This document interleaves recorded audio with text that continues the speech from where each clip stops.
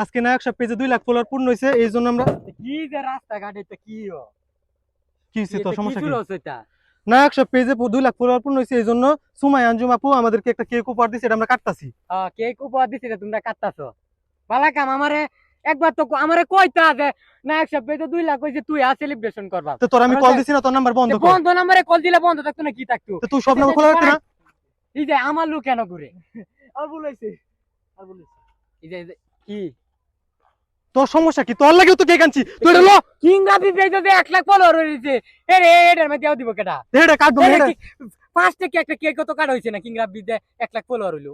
তো সুমাই আঞ্জুম আপুরে তুই কো আরেকটা কেক দিত তাইলে তো হয়। তে এরে ক দিত তোমার নায়ক সভা ফাটাইয়া দিছে, তে কিংরা বিন মধ্যে ফাটাইলে কি হইছে? এই যে সুমাই আঞ্জুম আপু, আপনারা আবার কই রাখতাছি, আমার লগে রাব্বি ঝগড়া লাগছে, আমনে আরেকটা কেক অর্ডার দিবেন। তুই লো এদিকে যা। তে আমার কেক আজ এই 200 কেক কই গেছে? নায়ক সব কাটাও, কিংরা বিও কাটাইবো।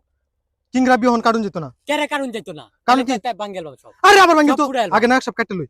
নায়ক সব কেরে কাটাইতো তুই তো ফটাস ফটাস কই ফালাইছস। ঠিক করতাছি।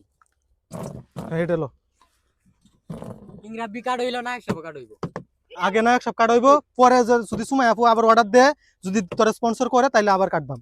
আবার কাট হইবো। হ্যাঁ ধর এটা এ হরো দেখিয়া তা ফুলা।